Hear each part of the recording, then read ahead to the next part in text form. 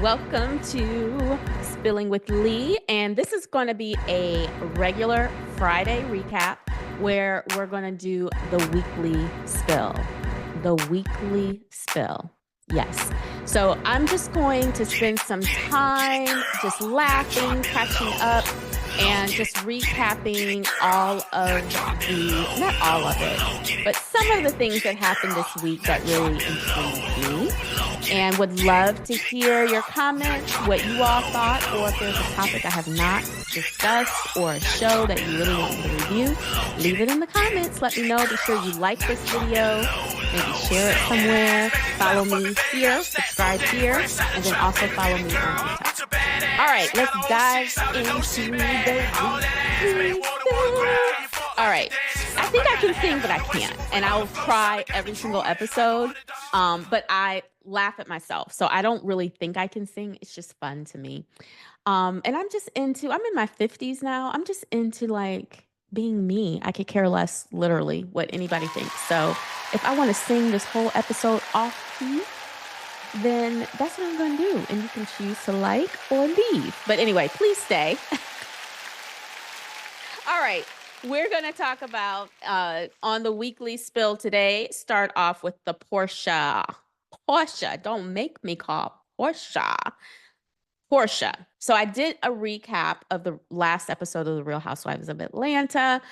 And one thing that I think I omitted in my recap is the infamous line of apparently Porsha saying that if Angela doesn't stop, she's going to go sleep with her man. Don't make me go sleep with Charles. I mean, really, I think I did mention it in my recap, but everyone's been talking about it. Nobody is saying that Porsha was right or making it seem like it was a lighthearted joke. It was completely inappropriate. And anybody who values marriage, who's in a marriage and sat there and let her say that with no side eyes, no comments, no nothing, shame on you. But really, Porsha, girl, like your reputation is already spotty. And why would you say that? I know why you said it, because that is who you are. You that girl. So that's really unfortunate, because at this age, well, at any age, I really believe we reap what we sow, right?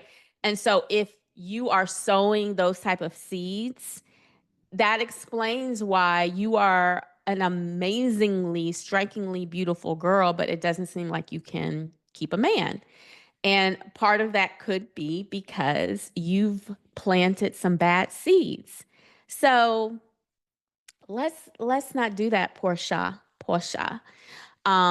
You really owe Angela an apology. I don't even know if she would accept it at this point, because it was just so inappropriate, and that's just who you are, and you're just that girl. And if I were her, first of all, I'm not even a fighter, but so I'm being realistic. What would I have done? Because I'm not really a fighter. Like, I'm only 5'2". She probably would have killed me if I would have tried to physically assault her.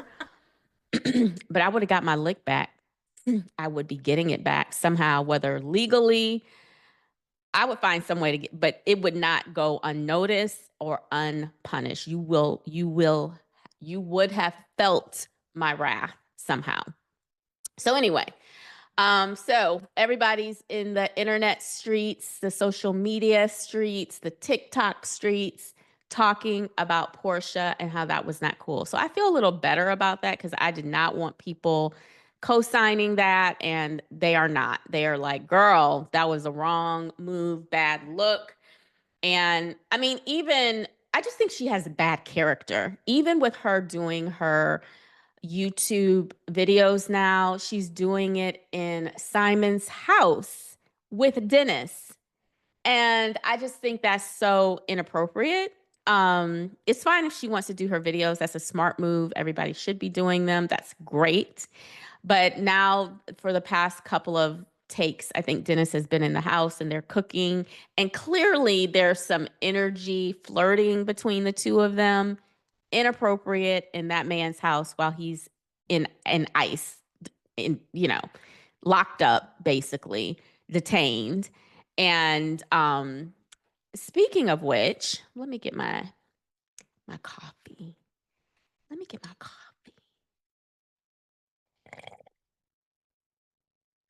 Who do you think actually called ICE on Simon? Who do y'all think? Hmm. What do y'all think? Leave it in the comments. Who do you think? I allegedly, allegedly, my personal opinion, I think NBC, Universal, Bravo TV, somebody over there called. Because had Simon been out right now, this would be a completely different episode. He would have been commenting on social media, running her down. Like, it would have been a very interesting season. It actually probably would have been really good. I would have been living for it. But I think they needed him out of the way. Somebody was like, what's what's that 1-800 number? ICE. 1-800 ICE. Go get him over there. Over there. So anyway, back to the weekly spill. So Porsha and her comments about Charles. But I also want to mention, now that we're talking about Porsha, because this is on my list to talk about today, apparently she thought, she even mentioned it on Watch What Happens Live, that she thought the divorce would be over within a couple of days because at the end of, I think it was April 30th, they were supposed to be in court for another divorce hearing. Of course, he cannot attend. I think he couldn't even attend via Zoom. And his lawyers basically said he has the right to be in court to complete this process. And the judge agreed and said, nope, we're not going forward because he is not able to be here. And so Portia's attorney, and I'm sure Porsha, was very upset because she's paying legal fees. She's ready for this divorce to be over so she can move on, figure out what her life is going to be like, what her money is going to be like all the things. And it's not going to happen. The judge says, nope, he needs to be here. And who knows how long he's going to be detained by ICE and how that's going to all work out. So Porsha did not get her divorce, and she's still married and still in limbo. And yeah, so we will see how all of that plays out. So even if she had something to do with Simon being detained, it's backfiring now because may be married for a very long time to him and not clear on what her future is going to look like. All right. Speaking of, we're going to stay in the Real Housewives of Atlanta world for just one more minute, or maybe 2 more minutes, 2 more topics around that. The ratings are still in the 500,000s. Ugh, not good. When you think about Real Housewives at its peak, had a million viewers, on a Sunday night. And now we're having their highs, averages are half of that.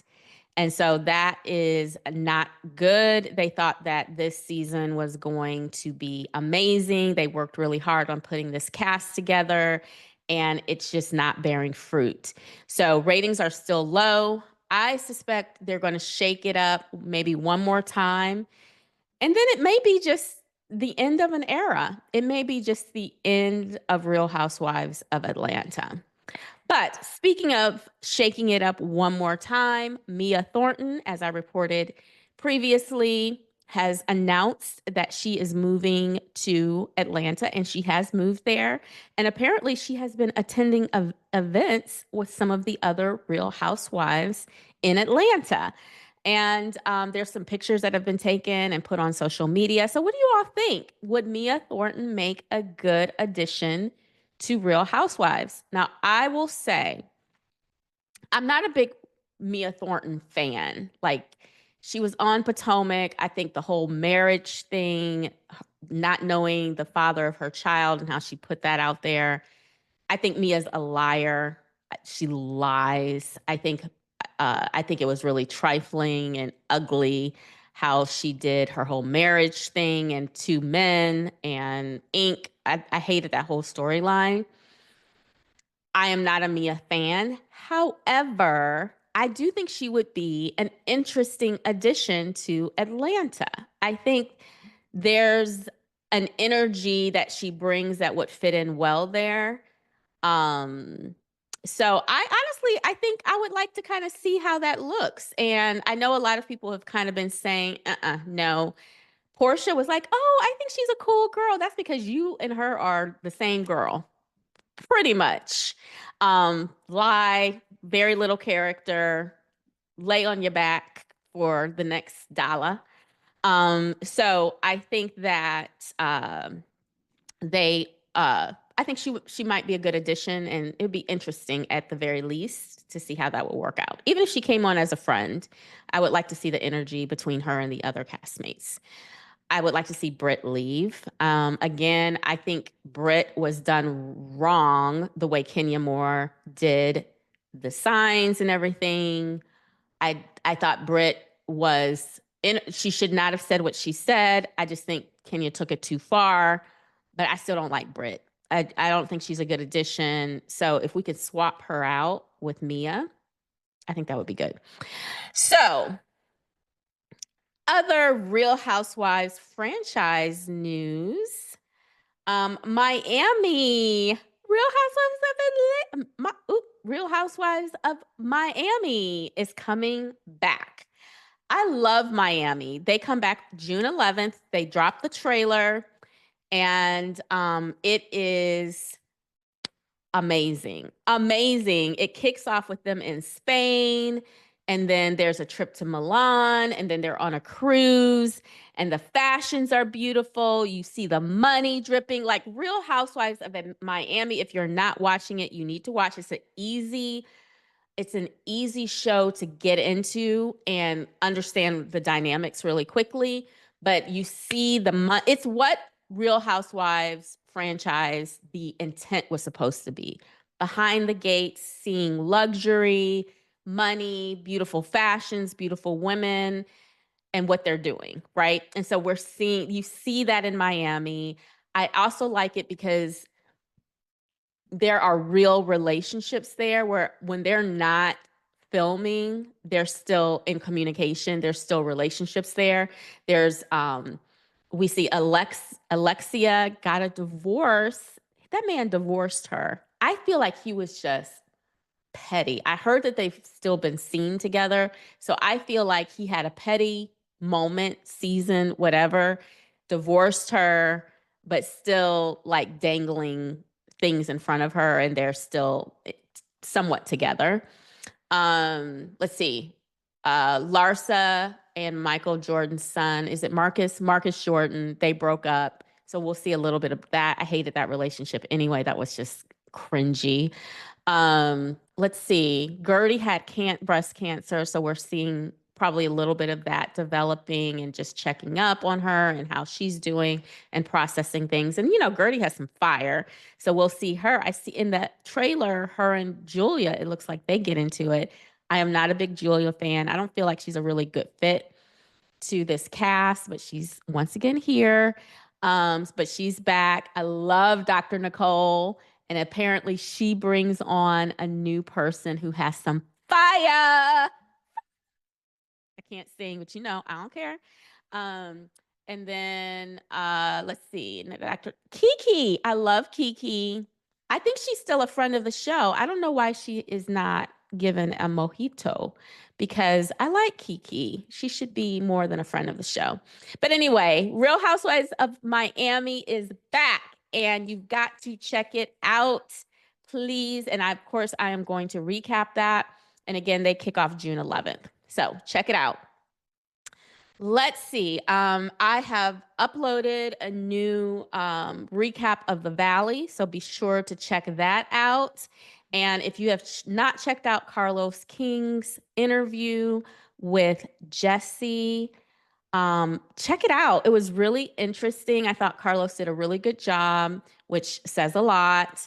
interviewing him, and Jesse did an amazing job keeping it on the up and up, very mature, gave some great answers, gave me a lot of insight to Jesse and Michelle's marriage from the Valley. One of the things I asked in my recap is, do you think the Valley will do okay without Jax being there because he's in the mental health facility right now?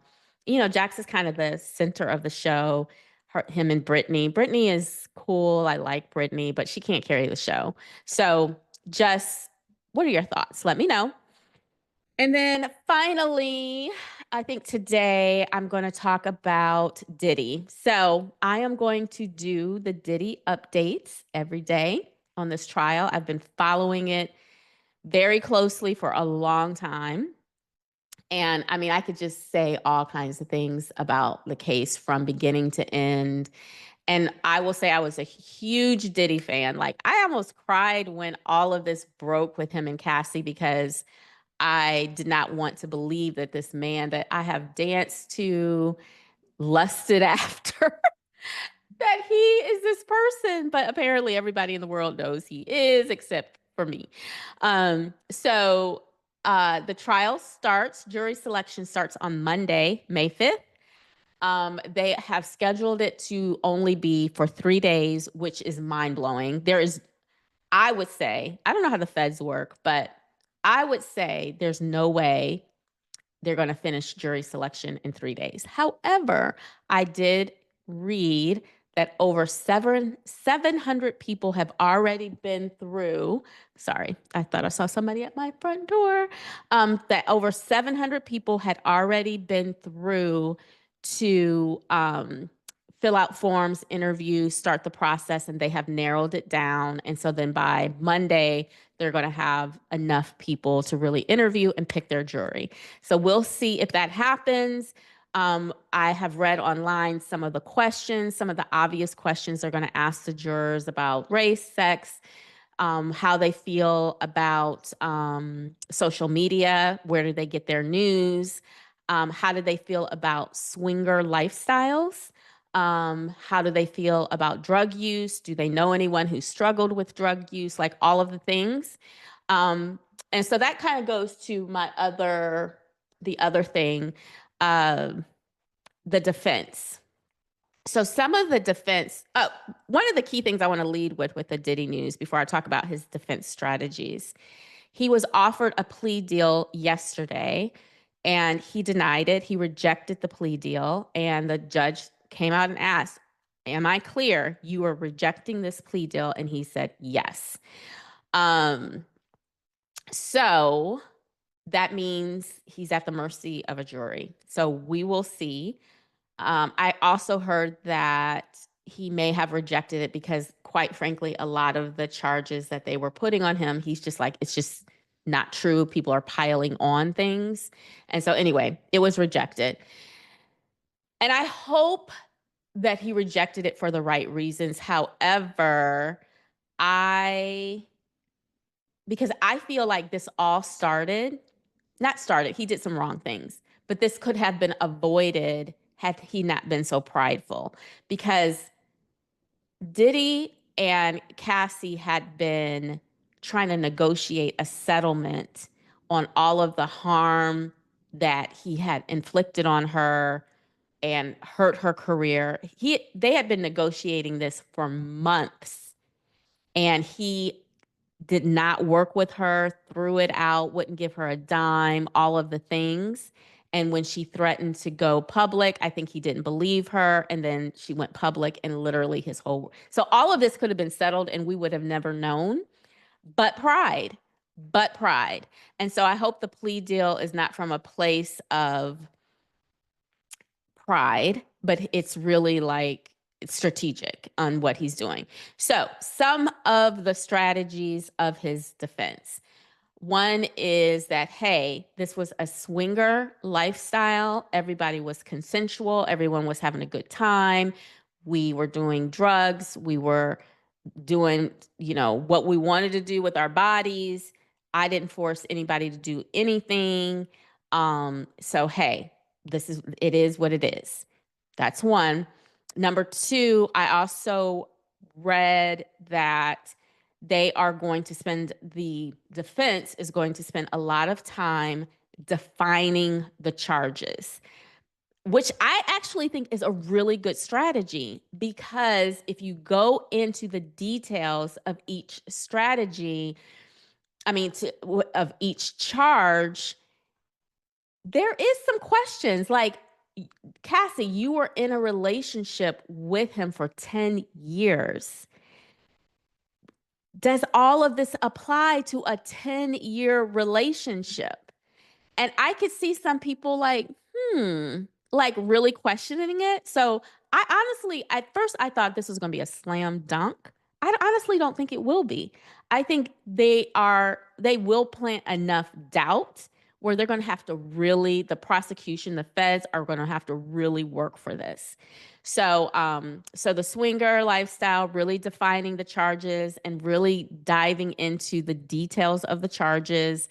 Then a few days ago, Diddy tried to put out a defense that he was not mentally capable of doing all these crimes because he had been on drugs for so long, and there's no way he was capable of it.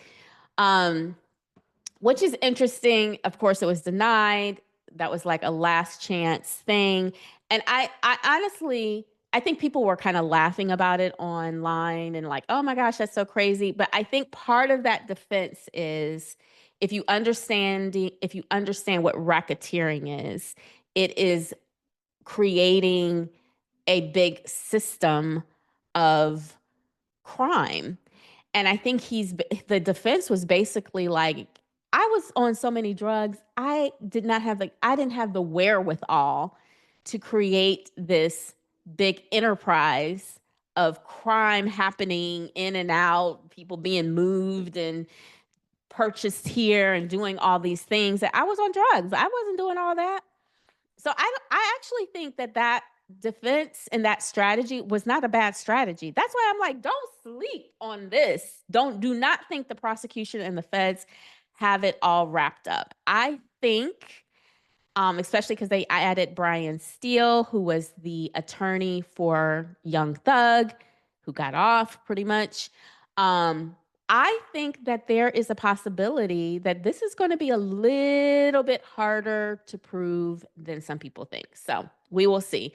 They have Cassie is expected to join the stand. They have, I believe, 3 other victims. They're calling them Jane Doe 1, 2, and 3 that will be taking the stand. We is not going to be televised, but people can come into the courtroom, and a lot of the paperwork has been redacted. So you can't see a lot of content. So you guys need to subscribe. What? Subscribe. I'm trying to sing, y'all. And really check out my updates. And I'm going to be listening and watching and reading a lot of different places so I can figure out what's what, bring it all together, and report it back to you. So that's where we are right now with the Diddy trial. So Monday, we're kicking it off with the jury selection. So I will definitely be back. So that's all I'm reporting for the weekly spill today. Let's see what happens over the weekend. I probably will come back with one more video over the weekend, and then we're going to kick off the week. Oh, and then of course the Real Housewives of Atlanta recap. Oh, let me tell you, I watched The Love Hotel. I took notes. But honestly, I just don't know if I like it. So I don't know if I really want to start y'all down that road of updating you on The Love Hotel. So if you don't know, it's on Bravo. Ashley Darby, Giselle, Luann, Shannon. It's basically a dating show. They're in a house. They have all these men. They're dating multiple men. I believe they probably will like vote people off or choose certain people or however that works. All of the guys seem great. But I just don't know if I'm going to like the show. I just feel like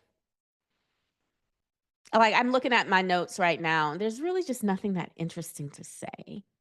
And I want Shannon to find love, but if I see Shannon crying and whining one more time, Oh my gosh. Girl, grow up. Like you are 60 years old. Well, she looks amazing. Like, let's just own your stuff. You know what I mean? Like, mm, yeah. So, but anyway, we'll see. We'll see. So make sure you subscribe, follow me on TikTok, and I will see you on the next episode. Now drop it low. Bye. Low, get it, get it.